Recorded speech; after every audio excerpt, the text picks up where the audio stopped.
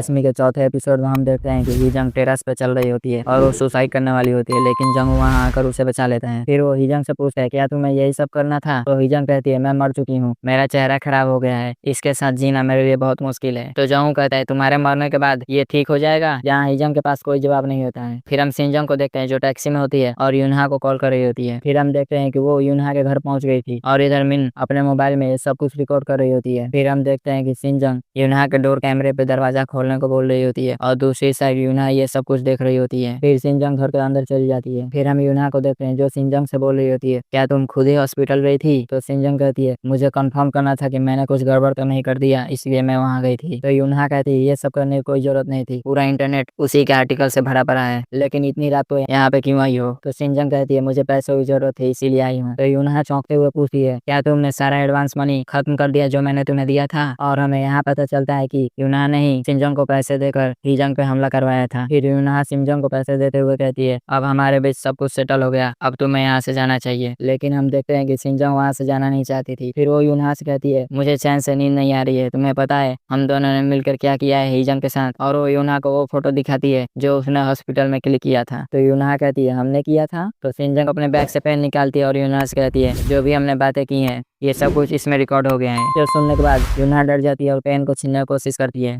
लेकिन सिंजंग उसे रोक देती है। फिर वो यूनहा से कहती है आप भी हिजंग की तरह खूबसूरत हो, और वो ये सब कुछ गर्म चाय दिखाते हुए कह रही होती है। फिर वो यूनहा से पागल होने का नाटक करने के लिए और पैसे मांगती है। फिर हम गांहो को देखते हैं जो टैक्सी के ड्राइवर से ब्लैक बॉक्स से रिलेटेड कुछ बातें करता है। फिर हम देखते हैं कि सिंजंग यूनहा के घर से निकल जाती है और टैक्सी में बैठ जाती है। फिर हम मिन और गांहो को देखते हैं जहाँ हमें पता चलता है कि यूनहा एक मॉडल एजेंसी की प्रेसिडेंट की पत्नी है और प्रेसिडेंट को जेल हुई है सेक्सुअल हरासमेंट की वजह से, और उसी एजेंसी में हिजंग पिछले साल तक काम कर रही होती है और उन्हें लगता है कि इन सब में कोई ना कोई कनेक्शन है। फिर मिन गांहो से कहते हैं सिंजंग कुछ ना कुछ छुपा रही है, सिंजंग ने यूना से बहुत सारे पैसे लिए हैं और इसी सब की वजह से मिन गांहो को सिंजंग पर नजर रखने को कहती है। फिर हम जांगो को देखते हैं जो रिसेंटली इंसिडेंट की वजह से बहुत सैड होता है और दारू पी रहा होता है, जहाँ वो बहुत टल्ली होता है, जहाँ शॉप ऑनर उसे आकर दारू पीने से मना करती है और वो उससे कहती है तुम्हारे मोबाइल पे किसी का कॉल आ रहा है, लेकिन जांगो टल्ली होने की वजह से वहीं पे सोने लगता है जहाँ शॉपन और ये सब कुछ देख रही होती हैं। और हम देखते हैं कि जंगू के मोबाइल पे मिन का कॉल आ रहा होता है, तब शॉपन और जंगू का कॉल आंसर करती हैं और इसके कंडीशन के बारे में मिन को बता देती हैं। फिर हम जंगू को मिन के कार में देखते हैं जहाँ मिन देखती है कि जंगू के मोबाइल पे किसी कॉल आ रहा होता है और वो चेक्योंग का कॉल होता है। चेक्योंग जंगू और यूजिन की दोस्त होती है और वो वकील होती है। फिर हम चेक्योंग और यूजिन को हॉस्पिटल के पार्किंग में देखते हैं, तभी वहाँ मिन जंगू को लेकर आ जाती है जहाँ यूजिन और चेक्योंग जंगू को कार से बाहर निकालते हैं। फिर यूजिन उसे लेकर वहाँ से चला जाता है। तब मिन चेक्योंग से कहती है हम लोग फिर से मिल गए, मुझे नहीं पता था तुम तीनों दोस्त हो, अब से मैं चेक्योंग को क्योंग बोलूंगा। क्योंग वही वकील है जिसने सिंजंग को जेल से छुड़वाया था। फिर वो दोनों वहाँ से जाने लगते हैं, तभी क्योंग मिन से पूछती है क्राइम विक्टिम के साथ मिलकर जंगू को कब तक काम करना होगा? तो मिन कहती है ये मुझे नहीं पता है कब तक, लेकिन आप क्यों पूछ रही हो? तब क्योंग मिन से कहती है जंगू को बहुत परेशानियों का सामना करना पड़ रहा होगा क्राइम विक्टिम के साथ डील करने में, क्योंकि वो खुद एक क्राइम विक्टिम है, और वो उसे बता देती है कि उसकी फियांसी को 7 साल पहले किसी ने मार दिया था। फिर हम मिन को रोड पे देखते हैं, तभी उसे गांव का कॉल आता है और वो उसे बताता है कि मुझे पता चला है कि सिंजंग एक प्लास्टिक सर्जन से मिलती रही है, जो सुन मिन खुश हो जाती है। फिर हम नेक्स्ट हॉस्पिटल का सीन देखते हैं जहाँ एक पेशेंट एक फोटो लेकर आए होते हैं जंगू के पास और उन्हें अपने आईलिड्स की सर्जरी करवानी थी बिल्कुल इस फोटो के जैसे। फिर हम मिन को हॉस्पिटल में देखते हैं जहाँ वो देखती है कि हिजंग के केबिन के बाहर एक आदमी आया होता है उससे मिलने। तब वो उससे पूछती है यहाँ पे आप दोबारा आए हैं, क्या आप हिजंग को जानते हैं? तब वो हिजंग को देखते हुए कहते हैं वो मेरी बेटी की दोस्त है। फिर वो मिन से पूछते हैं क्या तुम जीओ को जानती हो? तो मिन कहती है बिल्कुल हाँ मैं उसे जानती हूँ। फिर वो आदमी मिन से कहते हैं मुझे लग रहा है ये केस जीयूक से जुड़ा हुआ है, क्योंकि मेरी बेटी भी उसी आदमी की कंपनी में काम किया करती थी। और वो अपनी बेटी की फोटो दिखाती है जिसके साथ हिजंग थी, जिसका मतलब ये दोनों दोस्त होते हैं। फिर हम हिजंग को देखते हैं जहाँ मिन ने उसे सब कुछ बता दिया होता है कि उसके साथ ये सब कुछ उस औरत ने किया है जो प्रेसिडेंट जीयू के घर में काम करती है। तब हिजंग मिन से कहती है वो आदमी तो अभी जेल में है। फिर मिन हिजंग को एक लड़की की फोटो दिखाते हुए पूछती है ये मॉडल जिसने सुसाइड कर लिया था